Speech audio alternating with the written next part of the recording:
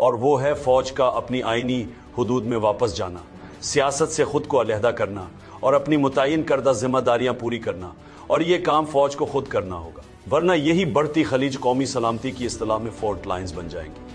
میں اپنی ذات کے لیے کوئی ڈیل یا اپنی جماعت کے لیے کسی سے کوئی رعایت نہیں مانگ رہا۔ بطور سابق وزیر اعظم اور محب وطن پاکستانی، مجھے صرف اپنی فوج کی ساکھ کی بحالی اور وطن عزیز کا مفاد مقصود ہے۔ اس امر کے باوجود کہ فوج دہشت گردی کے خلاف جنگ لڑ رہی ہے اور روزانہ شہادتیں ہو رہی ہیں، اسٹیبلشمنٹ کی پالیسیوں کے باعث عوام اور فوج کے درمیان ہم آہنگی نہیں ہے۔ میں ISPR سے کہتا ہوں کہ جھوٹا بیانیہ نہ دیا کریں۔ بار بار یہ کہنا کہ فوج سیاست میں مداخلت نہیں کرتی قوم کی عقل کی توہین ہے۔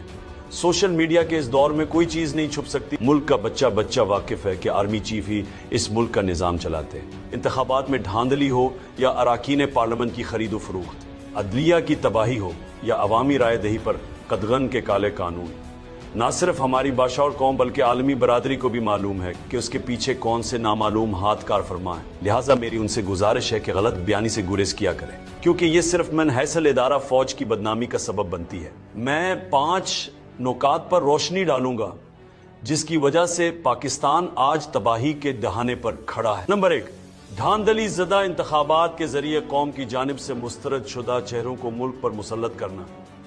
اسٹیبلشمنٹ کی اس پالیسی کی وجہ سے ملک کا شدید نقصان ہو رہا ہے۔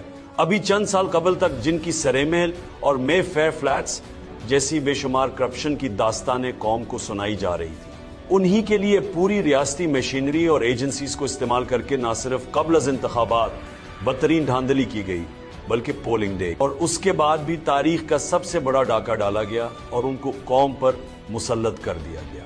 یہ بیانیہ بنانے کی کوشش کی جاتی ہے کہ شریف خاندان اور زرداری پر کیسز سیاسی نوعیت کے تھے، حالانکہ حقیقت یہ ہے کہ ہمارے دور میں نیب کے کوئی کیسز نہیں بنائے گئے۔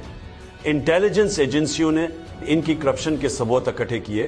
جنرل احتشام ضمیر اور فاروق لغاری نے کہ اربوں روپے کرپشن اور منی لانڈرنگ کے ڈوزیئرز دیے تھے کہ یہ لوگ کتنے کرپٹ ہیں۔ نیب تو ہمارے کنٹرول میں بھی نہیں تھا، جنرل باجوہ نیب کو کنٹرول کرتا تھا۔ ان کے خلاف تمام کیسز ہمارے ڈور سے پہلے بنائے گئے، تو اس کیس کو بھی بند کر دیا گیا ہے۔ قوم نے دیکھا کہ انہی نیب زدہ چہروں کو ڈیل کی ڈرائی کلین مشین سے گزار کر دوبارہ پاکستان پر مسلط کر دیا گیا۔ نیب ترامیم کے ذریعے NRO دینے کے اس عمل سے ملکی معیشت کو 1100 ارب روپے کا نقصان ہوا۔ اس فراڈ کے تانے بانے ملائیں تو تمام کٹ پتلیوں کی ڈوریاں ایک ہی ہاتھ کی طرف جاتی ہیں اور اس کا سارا نزلہ فوج پر گر رہا ہے۔ نمبر 2، جمہوریت کا خاتمہ اور جمہوریت اخلاقیات پر چلتی ہے۔ حکومت